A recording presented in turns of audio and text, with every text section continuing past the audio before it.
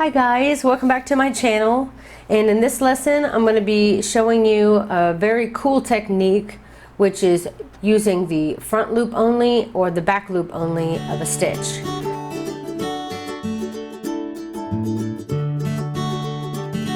And in this tutorial I'm going to be showing you how to do the simplest, which is just the single crochet in the front loop or the back loop only, and you're alternating, and it really makes this cool textured stitch when you're keeping all of the loops on one side and the other side is pretty flat.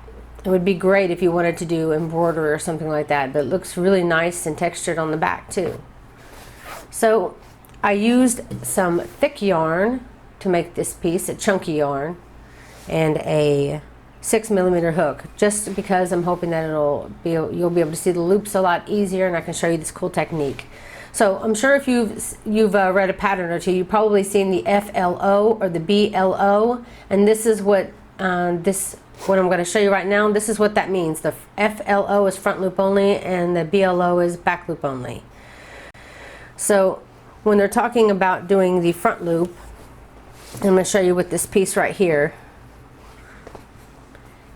There's two stitches. Let me get a little closer for you. Each single crochet or even a chain.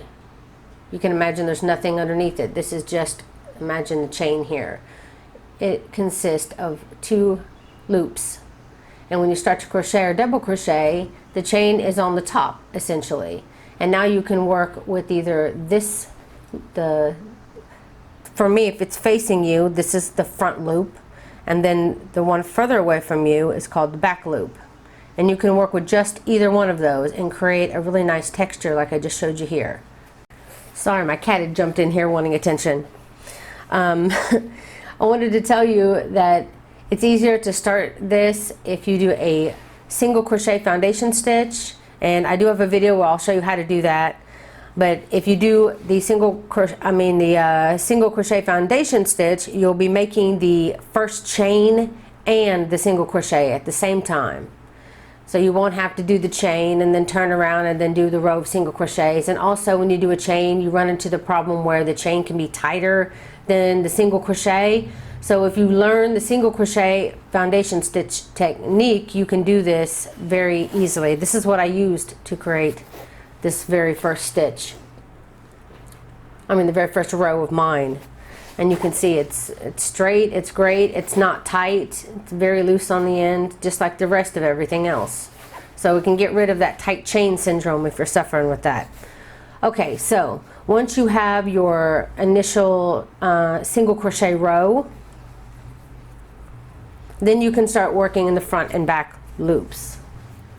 Okay, kitty, I see you over there.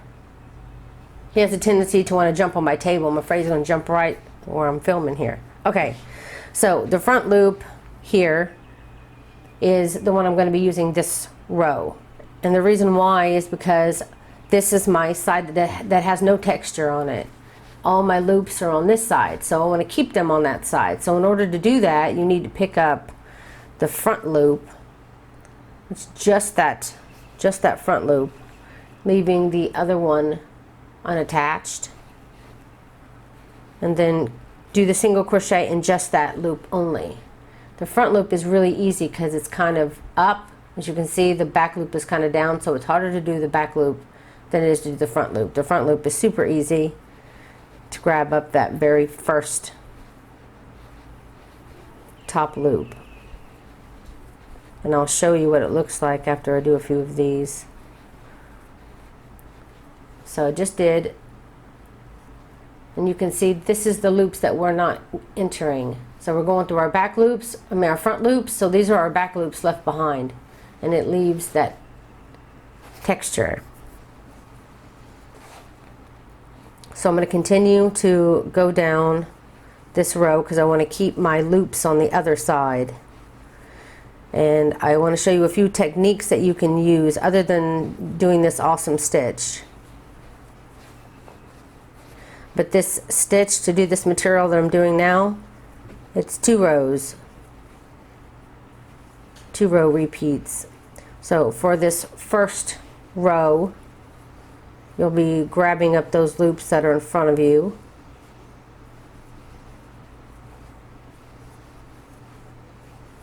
coming to the end here. And since we're doing single crochets, we'll chain only one and turn. And now this, for this next row, you're going to be doing the back loops because you want to keep these front loops here and work in just those back loops only. So you're going to grab that back loop, and I know that's not as easy, and single crochet. And after just doing a few, again, you'll be able to see how now we're leaving behind the other loop here, which is our front loop this time. But we're leaving it in a different way that it creates this like thicker texture that you can see a lot easier. Not on camera for some reason. It's not as easy to see, but I have some pictures that I'll show you that really shows the texture of, see how it comes up like that? And then the other row is just a line. So you end up with like a single line, and then the next one has more of a texture, and then a single line, and then texture again. It really looks nice. And all I'm doing this row is back loop only. And then the next row I'll be grabbing up just the front loop only. And that is all it takes to do this stitch. Okay, I'm coming to the end of my row. And then again, you want to repeat those two rows, so just chain one because you're doing single crochets. If you want to do this with double crochets, you can. Just chain two at the end because you'll need a step of two when using double crochets. Half double crochets, I think you could get away with doing a single crochet. I mean a chain of one, but you could do a chain of two if you want, if it works out better for you. So this row, it's easy to tell because it doesn't have any texture versus all the rows that you see textured here. So you know you're on the back, so you want to make sure you keep those loops on the front side. So we want to be working in our front loops, leaving our back loops down here. And next row you'll be doing back post. So you can always remember, if you have an easy front post row, the very next row will always be the back post. You'll do a row of front post, then a row of back post, and it'll create this really nice texture. So some other things you can do with this stitch is, I have a hat that I do a row of crab stitches all the way around using only the front loops only, leaving the back loops for me to be able to single crochet in and continue my stitch on, which is kind of a flat stitch. So I'm gonna so just imagine if I did a very textured stitch using just my front loops, and then on the next row I just did flat. It would just have this like my hook here, it would just have this very up texture on one row, and then it would get flat, and then it would almost be an overlapping. And you can do this as well. I did this with my my doll that I made for my daughter.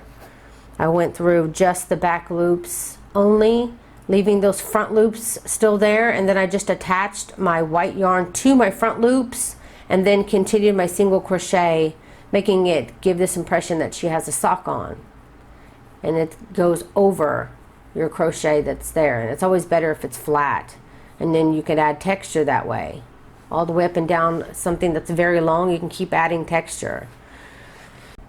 So that's it, guys. I really hope you enjoyed this tutorial. If you did, please don't forget to click and like and share my video. It helps me so much. And if you want to always be notified when my next tutorial comes out, you can click that little bell button next to the subscribe button, and you'll always be notified whenever I release a new video.